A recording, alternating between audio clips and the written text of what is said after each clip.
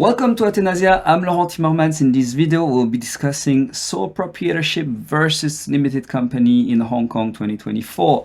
Now, this is a question I'm being asked quite often is should I go with a sole proprietorship or a limited company? Now, to make sure you don't waste your time, if you are not a Hong Kong resident, you don't have to consider the sole proprietorship because this is really for people living here. If you are not here, you can't get the sole. I mean, technically you could, but I won't get into the detail, but it's really, really difficult for you to get it. So for you, it's limited company straight away. This only makes sense if you're a Hong Kong resident, I don't know, you're dependent, or you are born here, you're local, you're a PR, a permanent resident, then you can consider sole versus limited.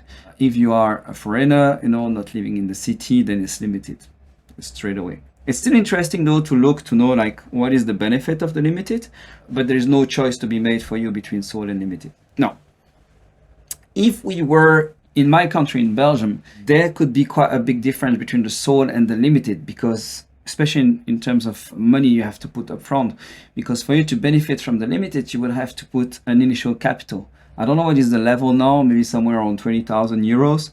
In Hong Kong, the initial capital is $1. So there's not much difference there, to actually go for the limited. So I'm personally quite biased towards limited company. And each time I try a new business, I went straight for limited company, just to let you know. But still, let's go through the exercise. So the first point, liability. So when we talk about limited, what is limited is your liability. So your liability in a sole proprietorship is unlimited. There's no difference between you and your company. If the company goes bust, you go bust. With a limited company, your liability is limited to what? To the initial capital you put inside the company. So if you put $1, your liability is limited to $1. If you put $10,000, $10,000. If you put 10 million Hong Kong dollars, then your liability is limited to 10 million Hong Kong dollars. So maybe think twice before you put the money in the company and choose your capital because you are liable to this capital. Then transferability. With the sole is difficult. I'm being nice there with the sole because I'm saying difficult. The truth is impossible. You can't transfer the sole. What you can do if you want to transfer the business of the sole is to open a limited and then transfer the asset to this limited, but you cannot transfer this whole sole to someone, With a limited company, it's easy. It's really easy to transfer part of the company or the full company, no problems. That's what it's made for, really easy. Raising capital, well, with the sole is near impossible. As I said, you cannot transfer any part of it, So basically you are limited maybe to loan from friends or from banks. Maybe I don't know if you manage to get a bank loan for your sole. Yeah, not great. For the limited is the common vehicle. So if you want to go for private equity, if you want to go for angel investor, even bank, limited is the choice. That's how you will raise capital. Credibility. Well, the sole is okay for freelancing really, but it's not really credible if you want to do some actual business with B2B, with MNCs, like bigger companies. The limited is the most credible vehicle. That's what looks like a real company. What about the registration? Well, for the sole, it's really easy to just stop your business registration. For the limited, it can be a bit more expensive and a bit more complicated depending on your service provider. For us, for example, it's really cheap to just close the company. It's around, I don't know the exact number, is 3-4K maybe max Hong Kong. If you are in order with the company registry and with the IRD. What that means is that you have paid your business registration that is valid for at least 6 months, and your annual return as well was submitted and paid. And with the IRD, you have no outstanding bills. Everything has been submitted and you are totally okay in terms of tax. And then you choose to close. Really easy. Okay. The main problem for people that are registering with us, for example, when it's my clients, it's people that have been late for a long time. They didn't want to do the accounting and suddenly they want to close and then there is no accounting done or they didn't pay tax. And this can take a while, But if you have been on the ball from the beginning and you just decide to close, super easy to close. Okay. Yeah. So that's the difference on the deregistration side. Where it can be a problem sometimes if you have a more pricey service provider is they can charge you high fees for closing because they know it's their last relationship for you. So So they want to make a maximum of money. But for us, what we are saying is when the person wants to close is that, the business is not good. So we don't want to add an extra burden and just like you didn't do well, and then yeah, here we are, like let's give a last blow, no, we are just thinking, okay, let's try to keep it to the minimum so that it's smooth, So for us, we don't do that, but be careful, because yeah, indeed, certain service provider will charge you as much as they can, because they know that after that it's done.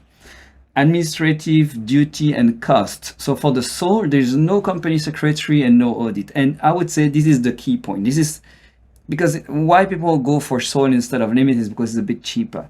And indeed, the sole, as you don't need a company secretary and you don't need an audit, it will be a bit cheaper. A company secretary, if you just look at just the ComSec, which we don't really do for us, it's always full package, but just the ComSec is maybe around 2,500 honkies, I would say, something like that. And the audit, a small audit, is maybe 4,000 or 5,000. So you are saving around, 6-8K a year, something like that, with the sole proprietorship, because I assume it's a small business. Obviously, if you have a much bigger business, the audit fee is much higher, but then don't do it in sole, If the business works, just go for limited, In the limited, you will have a yearly audit. You will need to have a company secretary, and this you have to pay for it. So yeah, so it's a bit more expensive. Now, partners. In a sole proprietorship is one man, one woman band. So no partners, you can't get somebody there, because as I said before, you cannot transfer part of the company. So it's really difficult to get a partner in. The only way to get partners is to create a partnership, and then it's another structure, so let's not talk about it. For a limited, you can have multiple partners. So you can have 2, 3 to start something, or if you want, you can go all the way up to 50 in a private limited company. I'm not going to talk about public because, well, before you go public, let's grow the private to where it's supposed to go. But yeah, maximum 50 partners. Now, what is it good for then? If you look at the sole, it's good for B2C, business to customer, freelancers, personal service, hairdressers that goes to your house, personal coach that works with a gym with really good insurance. Yeah, be careful with that, because remember, you are fully liable of everything this company is doing. So you hurt the client, they can sue you personally under the sole proprietorship. So make sure you have a good insurance if you operate with a sole on risky business, such as personal coaching, for example, or class. You give class at university, in various university. Instead of getting pay slips, what you do is you ask them to pay you an invoice for the course, and then basically that enables you to pass a few expenses and reduce your tax. Okay, so this could be a way to use the sole. What about the limited? Well, you are corporate, you are a corporate company, you are a startup, and you know that you have to go through angel or seed investment, angel, like round 1, 2, 3, So better to go with the limited. I mean, it's not better, just go with the limited. That's the proper vehicle. A risky business where you know that you may lose money, so you better just put the capital you are ready to risk, and you limit your liability. E-commerce, because we know that if it works anyway, it will be bigger than what the sole can handle. And in general, B2B, if you want to work with businesses, you better have a limited company, actually.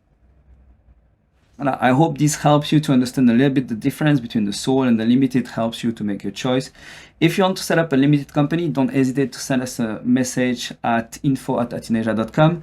If you want to go for the sole, my advice is that the main reason most likely is you want to go cheap.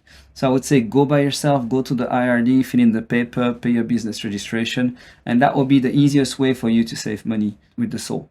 Yeah, if you have any question, as I said, info@athenasia.com. If you like this video, put a like, it's really helping. Share if you want, subscribe to the channel for more video like this on Hong Kong, compliance, tax, accounting. I mean, all these super boring things, but are quite useful.